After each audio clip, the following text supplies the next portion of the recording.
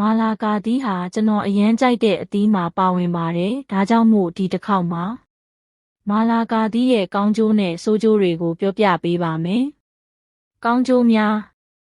အာဟာရဓာတ်ကြွယ်ဝခြင်းမာလာကာသီးမှာဗီတာမင် C ဗီတာမင် A ဗီတာမင် K ပိုတက်ဆီယမ်မက်ဂနီဆီယမ်နဲ့ဖောလိတ်တို့လိုအာဟာရဓာတ်တွေကြွယ်ဝစွာပါဝင်ပါတယ်။အမြင်ဓာတ်ကြွယ်ဝခြင်းမာလာကာသီးမှာအမြင်ဓာတ်တွေကြွယ်ဝစွာပါဝင်တဲ့အတွက်အစာခြေစနစ်ကိုကောင်းမွန်စေပြီးဝမ်းချုပ်ခြင်းကိုသက်သာစေပါတယ်။ဓာတ်တိုးဆန့်ကျင်ပစ္စည်းများပါဝင်ခြင်းမာလာကာသီးမှာဓာတ်တိုးဆန့်ကျင်ပစ္စည်းတွေပါဝင်တဲ့အတွက်ခန္ဓာကိုယ်ရဲ့ဆဲတွေကိုပျက်စီးခြင်းမှကာကွယ်ပေးနိုင်ပါတယ်။နှလုံးကျန်းမာရေးကိုအထောက်အကူပြုခြင်းမာလာကာသီးမှာပိုတက်ဆီယမ်နဲ့အမြင်ဓာတ်တွေပါဝင်တဲ့အတွက်သွေးဖိအားကိုလျှော့ချပေးပြီးနှလုံးရောဂါဖြစ်နိုင်ခြေကိုလျှော့ချပေးနိုင်ပါတယ်။မျက်စိကျန်းမာရေးကိုအထောက်အကူပြုခြင်းမာလာကာသီးမှာဗီတာမင် A ပါဝင်တဲ့အတွက်မျက်စိကျန်းမာရေးကိုအထောက်အကူပြုပါတယ်။ကိုယ်ခံအားစနစ်ကိုမြင့်တင်ပေးခြင်းမာလာကာသီးမှာဗီတာမင် C ပါဝင်တဲ့အတွက်ကိုယ်ခံအားစနစ်ကိုမြင့်တင်ပေးနိုင်ပါတယ်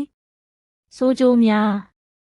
ဓာတ်မတည့်ခြင်းတချို့လူတွေမှာမာလာကာသီးနဲ့ဓာတ်မတည့်ခြင်းဖြစ်တတ်ပါတယ်။ဓာတ်မတည့်ခြင်းရဲ့လက္ခဏာတွေကတော့ယားယံခြင်းအင်ပြင်းထခြင်းအသက်ရှူရခက်ခဲခြင်းနဲ့ရောင်ရမ်းခြင်းတို့ဖြစ်ပါတယ်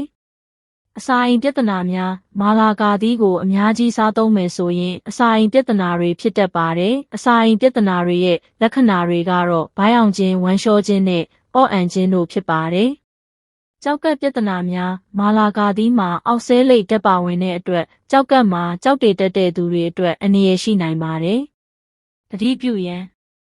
မာလာကာသီးနဲ့ဓာတ်မတည့်တဲ့သူတွေနဲ့ကျောက်ကပ်ရောဂါရှိတဲ့သူတွေကမာလာကာသီးကိုစားသုံးတဲ့အခါသတိထားသင့်ပါတယ်။မာလာကာသီးကိုစားသုံးတဲ့အခါမှာတင့်တင့်မျှတတဲ့ပမာဏနဲ့စားသုံးသင့်ပါတယ်။ဒီလိုအကြောင်းအရာတွေကိုကြိုက်နှစ်သက်တယ်ဆိုရင်ကျွန်တော်ရဲ့ channel ကို subscribe လုပ်ထားဖို့မမေ့နဲ့တော့အားလုံးကိုကျေးဇူးတင်ပါတယ်။